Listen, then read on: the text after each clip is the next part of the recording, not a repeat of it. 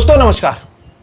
दोस्तों आज के इस वीडियो में हम बात करने वाले हैं उस लाला रामदेव के बारे में जिसने एक समय कहा था कि वो योगा से होमोसेक्सुअलिटी को ठीक कर सकता है। उन्होंने ये कहा था कि अगर काला धन वापस आ जाएगा तो हर गांव को 200 करोड़ रुपए मिल जाएंगे विकास करने के लिए। यह वही लाला रामदेव है जिन्होंने कहा था काला धन आने पर पेट्रोल 30 रुपए में बिकेगा, तो वहीं इनके कोरोनिल से कोरोना ठीक हो जाएगा। एंटी कैंसर जूस लेने से 7 दिनों के भीतर आप कैंसर से ठीक हो जाएंगे। और अब इस सब के बाद ये हिंदुत्व को बचाने के लिए एक शरबत को लेकर आए हैं। इस शरबत के जरिए उन्होंने सुधीर चौधरी का जो पूरा जिहाद चार्ट था उसमें एक नया जिहाद ऐड कर दिया है, शरबत जिहाद। लेकिन यह जानबूझकर किया गया है। आयुर्वेदा सेहत की बात करने वाले रामदेव अब हिंदू मुस्लिम पर क्यों आए हैं? क्या ये सोची समझी साजिश है और इसके पीछे की असली कहानी क्या है? नमस्कार दोस्तों, मेरा नाम है सोहित मिश्रा और आज के इस वीडियो में हम इसी मुद्दे पर बात करेंगे। अगर आपने अब तक मेरे इस चैनल सोहित मिश्रा ऑफिशियल को सब्सक्राइब नहीं किया है तो जरूर कर लें।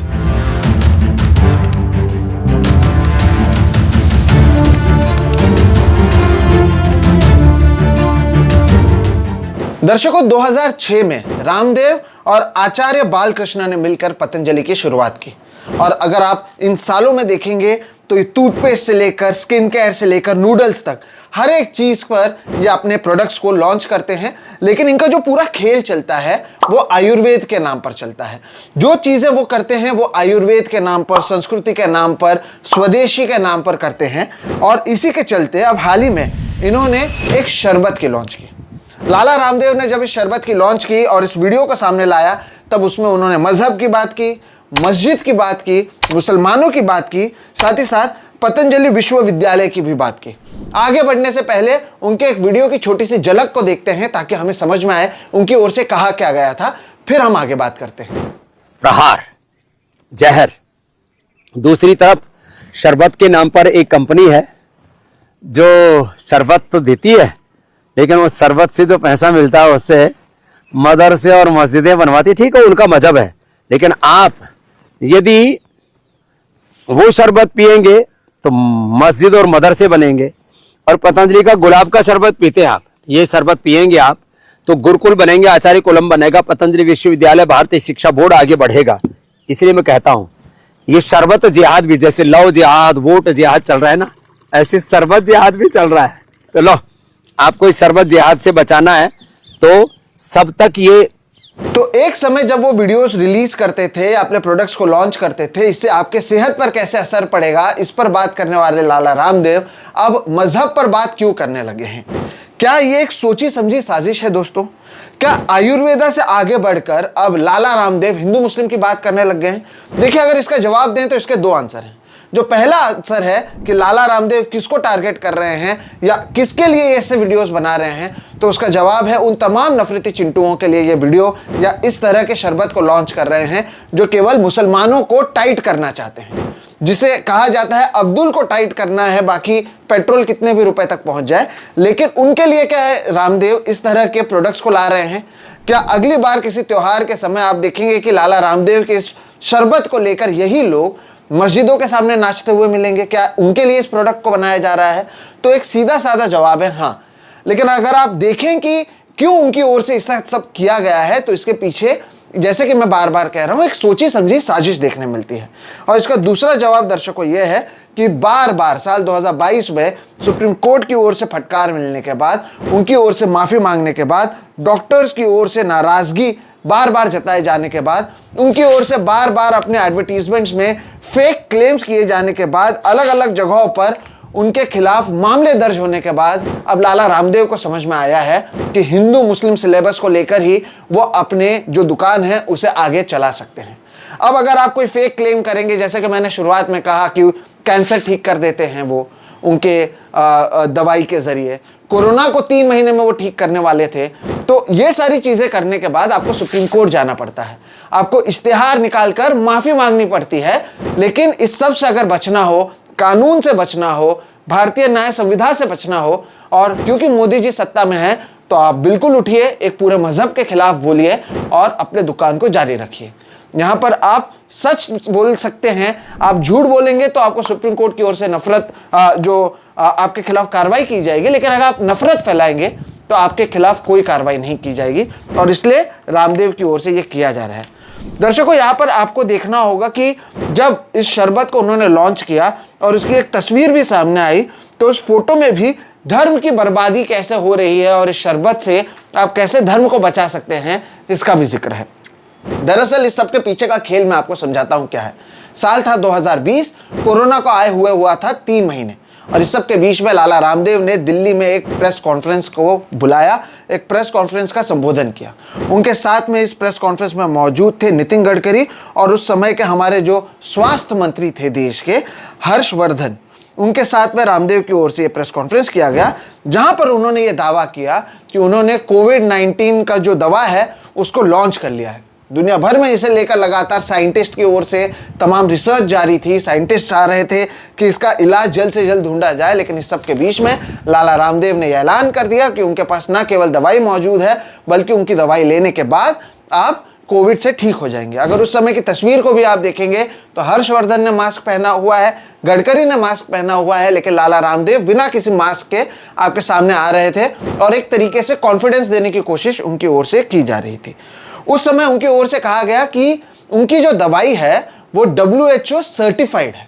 हालांकि बाद में एक खबर सामने आई कि उनको ऐसे कोई भी सर्टिफिकेशन नहीं मिली थी, लेकिन शायद तब तक लाला रामदेव ने 250 करोड़ रुपए के कोरोनिल किट्स बेच डाले थे। सोचिए, स्वास्थ्य मंत्री के साथ बैठते थे, इस तरह का बयानबाजी देते थे जैसे बयान अब दे रहे हैं, दूसरे तरीके के बयानबाजी देते थे। 250 करोड़ रुपए उन्होंने कोरोनिल किट्स देकर बेच दिए, जबकि बाद में इंडियन मेडिकल एसोसिएशन की ओर से सुप्रीम कोर्ट में रिट पिटीशन डाली गई। बताया गया कि कैसे इनकी ओर से बार बार फेक क्लेम्स किए जा रहे हैं, और फिर सुप्रीम कोर्ट ने पतंजलि को, रामदेव को और आचार्य बालकृष्ण पर सुप्रीम कोर्ट ने फटकार लगाई। उसके बाद पतंजलि की ओर से दर्शकों एक अंडरटेकिंग दिया गया था कि हमें माफ कीजिए, हम भविष्य में ऐसी कोई चीज नहीं करेंगे। लेकिन ऐसे क्लेम देने के 1 महीने बाद, ऐसे अंडरटेकिंग देने के 1 महीने बाद ही उनकी ओर से फिर से एक ऐड दिया गया था चेन्नई बेस्ड एक अखबार में, जिसके बाद फिर से यह मामला सुप्रीम कोर्ट में उठा। देखिए, यहां पर 2-4 चीजें मैं आपको समझा देता हूं कि क्यों ये हिंदू मुस्लिम की पटरी पर आए हैं। दरअसल drugs and magic remedies act 1954 ये एक एक्ट है जिसके तहत ये कहा गया है कि ऐसे 54 डिसीजेज हैं, 54 ऐसी बीमारियां हैं 54, जिसका अभी तक, क्योंकि आपके पास कोई क्योर नहीं निकला है, तो उसकी आप एडवर्टीजमेंट नहीं कर सकते हैं कि आपके पास इसका क्योर है। अब इसमें कैंसर है, डायबिटीज़ है, ब्लड प्रेशर है, हार्ट डिसीज़ है, और इन तमाम चीज़ों को लेकर लाला रामदेव हर रोज़ बात करते थे, हर रोज़ बयानबाजी देते थे। अपने जो फॉलोअर्स हैं, अनुयायी हैं, उनसे कहते थे कि उनके पास इन तमाम चीज़ों का इलाज मौजूद है। इसके बाद देश भर में उनके खिलाफ 53 मामले, 53 केसेस फ्रॉड एडवर्टीजमेंट्स के रजिस्टर हुए, और सुप्रीम कोर्ट ने उस समय यह भी उन्हें चेतावनी दी कि अगर वो इसे बंद नहीं करते हैं तो आप पर 1 करोड़ रुपए का फाइन लगाया जाएगा। लेकिन उस समय लाला रामदेव ने पहले कहा कि वो डेथ पेनल्टी, वो फांसी पर चढ़ने को मंजूर हैं, लेकिन वो जो कह रहे हैं वो सच है। फिर सुप्रीम कोर्ट ने उन्हें बुलाया, उन्हें सुप्रीम कोर्ट में अदालत के भीतर आकर माफी मांगनी पड़ी, और तब से लाला रामदेव ने अपनी पटरी को बदल दिया। दर्शकों, हम 2025 में हैं और मैं आपको बता दूं कि केरल में केवल फेक एडवर्टीजमेंट्स के जरिए लाला रामदेव पर 26 मामले रजिस्टर हुए हैं। इन मामलों की जांच चल रही है। अब इन्हें धंधा भी करना है, ये तो यहाँ पर आए हैं धंधा करने, लेकिन अब झूठ बोलने पर सुप्रीम कोर्ट से फटकार लग रही है, आपके खिलाफ मामले दर्ज हो रहे हैं। तब इन्होंने पूरा हिंदू मुस्लिम वाला जो नारा है वो शुरू कर दिया। सरकार का संरक्षण तो है ही, जिसके चलते इनके खिलाफ कोई कार्रवाई नहीं की जाएगी। आप देखिए, 1000 करोड़ रुपए का इनका जो पूरा टर्नओवर था वो 2013 में था। आपको मैं अखबार का वो पेजेस भी दिखाता हूँ जहाँ पर इसका जिक्र है। तो वहीं 2024 दिसंबर में 30,000 करोड़ का टर्नओवर इनका हुआ है। सरकार का कितना संरक्षण है वो तो मैं आपको बताऊंगा ही, लेकिन सरकार के लिए जब आप काम करते हैं, सरकार की वाहवाही करते हैं, सरकार के स्वदेशी वाले बात को आगे ले जाते हैं, हिंदुत्व वाले बात पर बात करते हैं और सरकार के हाँ में हाँ मिलाते हैं, तो इस देश में कितना फायदा होता है वो लाला रामदेव से ज़्यादा कौन जान सकता है। सुप्रीम कोर्ट की ओर से फटकार लगाए जाने के बाद महीनों तक ये उससे लड़ते रहे, लेकिन जब अंत में फ्रॉड के उनके खिलाफ मामले दर्ज होने लग गए तब उन्होंने माफ़ी मांगी। लेकिन सोचिए, 30,000 करोड़ का उनका टर्नओवर है।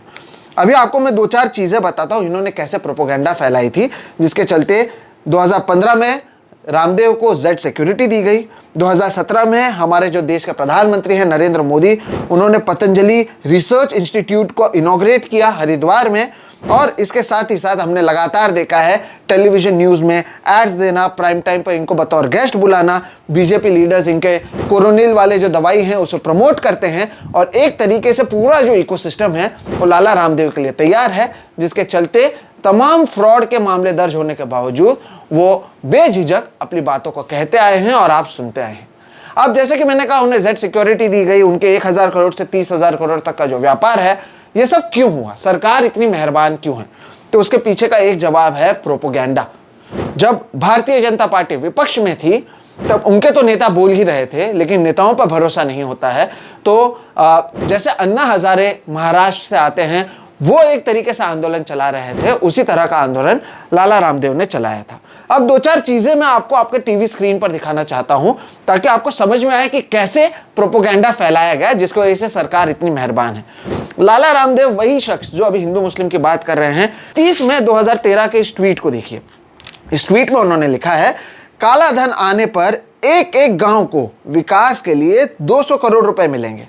हमारा एक एक गांव ब्रिटेन और अमेरिका से ज्यादा बेहतर हो जाएगा। सोचिए, काला धन आने वाला था, आपका एक एक गांव जो अब सूखा ग्रसित है, किसानों की आत्महत्या हो रही है, लाला रामदेव की अगर आप बात मानते, और कई लोगों ने उस समय, लाखों की संख्या में लोगों ने इनकी बात को माना, उन्होंने उस समय यह विश्वास कर लिया कि 200 करोड़ रुपए हर एक गांव को मिलेंगे काला धन वापस आने पर। लाला रामदेव ने 2012 के ट्वीट में लिखा था, जिसे उन्होंने डिलीट कर दिया। हम लगातार कोशिश कर रहे थे पेट्रोल डीजल महंगाई सिलेंडर के ट्वीट्स निकालने की, जिसे उन्होंने डिलीट कर दिया, लेकिन एक स्क्रीनशॉट मिला है 2012 का, जिसमें उन्होंने कहा था काला धन अगर देश में वापस आएगा तो पेट्रोल 30 रुपए में मिलेगा। 6 नवंबर 2013 के इस तीसरे ट्वीट को देखिए।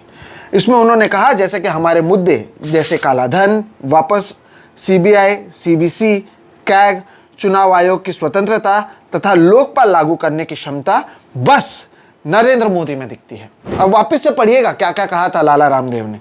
उन्होंने कहा था काला धन वापस आना, आया नहीं आया। सीबीआई, सीबीसी और कैग को एक तरीके से स्वतंत्र करना, चुनाव आयोग को स्वतंत्र करने की बात लाला रामदेव नवंबर 2013 में कर रहे थे, और लोकपाल लागू करने की बात कर रहे थे, और कह रहे थे कि इन तमाम चीज़ों की जो क्षमता है वो बस और बस नरेंद्र मोदी में है। उनको भी उनके अनुयायी मान गए। 12 अप्रैल 2014 को लाला रामदेव ने अलग ट्वीट किया, जिसमें लिखा, मोदी सरकार में 100 दिन में काला धन देश में वापस आ जाएगा। ना ही 100 दिन में काला धन वापस आया, ना ही किसी गांव को 200-200 करोड़ रुपए मिले। इस तरह के जो फर्जी बातें हैं वो लाला रामदेव पहले से करते आए हैं दर्शकों। लेकिन क्योंकि आप मेडिकल साइंस से जुड़े हुए बातें करते हैं, इससे संबंधित नियम और कानून मौजूद हैं, तो अब उन्होंने सुधीर चौधरी या बाकी लोगों का जो जिहाद वाला एंगल है उसे पकड़ना शुरू कर दिया। आप नफरत फैलाइए, आपके खिलाफ कोई कार्रवाई नहीं होती है, और लाला रामदेव अब वही कर रहे हैं। अब मैं आपको बताता हूं कि देखिए, जब इनसे सच्चाई पूछा जाता है तब क्या होता है। हाल ही में महंगाई बढ़ी थी, पेट्रोल तो 100 रुपए के ऊपर चले गए, ये 30 रुपए में बेचने वाले थे। जब इनसे पूछा गया कि बाबा जी आप तो कह रहे थे पेट्रोल सस्ते होंगे, महंगाई पर बात कर रहे थे, नरेंद्र मोदी आने पर ये सारी चीजें सस्ती होने वाली थी, तो सुनिए लाला रामदेव ने इसका जवाब कैसे दिया। सब लोग थोड़ी ज्यादा मेहनत करें, और महंगाई के बीच में भी अब सरकार कहती है हम हमारा तेल का दाम कम होगा तो फिर टैक्स नहीं मिलेगा, तो देश कैसे चलाएंगे, सेना को कैसे तनख्वाह देंगे, सड़क कैसे बनाएंगे, एयरपोर्ट कैसे बनाएंगे। तो दोनों ही पक्ष हैं। महंगाई कम होनी चाहिए, महंगाई भी ज़्यादा भी है, तो मेहनत ज़्यादा करो भाई। मैं भी सुबह सन्यासी होके 4 बजे से लेकर 10 बजे तक काम करता हूँ, मेरे कुंसी छोड़े भूखे मर रहे हैं। तो ऐसे लोग कमाई। बाबा जी, आपने तो टीवी चैनल पर यह कहा था कि कौन सी सरकार आपको चाहिए, 40 रुपए पेट्रोल वाली सरकार, 300 रुपए सिलेंडर वाली सरकार। अच्छे भी का कुछ आप ही ने कहा था सरकार बनी थी, आपने कहा था कि नहीं कहा था बाबा जी? मैंने कहा था, पूछ पड़ेगा मेरी। तो दर्शकों, रामदेव ने जहां पर रुआवजा का जिक्र नहीं किया, लेकिन हर किसी को पता था कि उनकी जो वो किस तरफ इशारा कर रहे थे, वो रुआवजा की तरफ था।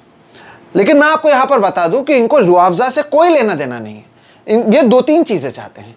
पहला ये चाहते हैं कि वो तमाम भक्त जो लगातार अलग अलग प्रोपोगंडा में फंस रहे हैं वो इनके टारगेट ऑडियंस बन जाएं। देखिए, उन्हें भक्त क्यों कहा जाता है? भक्त इसलिए कहा जाता है, या एक आदमी भक्त तब बनता है जब आप अपने सोचने की क्षमता को खत्म कर देते हैं, आप लोगों की बात को सच मानने लग जाते हैं और अंधे तरीके से उनको फॉलो करने लग जाते हैं। ये लाला रामदेव के टारगेट ऑडियंस है। दूसरी बात ये थे, डॉक्टर्स की जो परेशानी है उससे बचना चाहते थे। सुप्रीम कोर्ट की ओर से फटकार लगाई गई, ये माफ़ी मांग चुके हैं, माफ़ी वीर के लाइन में इनका भी नाम जुड़ जाएगा।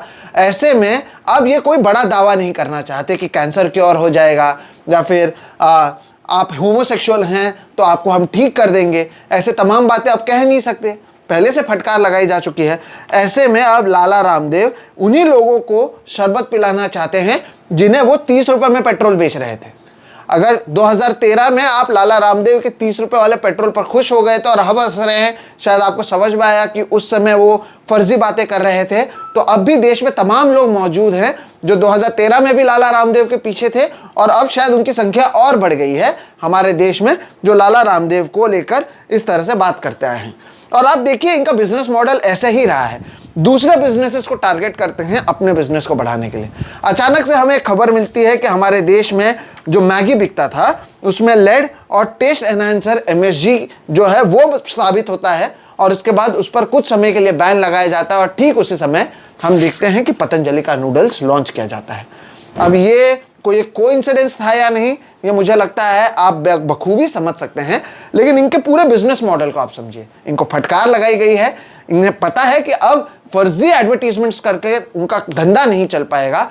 1000 करोड़ से 30,000 करोड़ तक पहुंच चुके हैं, आगे जाकर पता नहीं और कितने हजार करोड़ तक ये जाएंगे।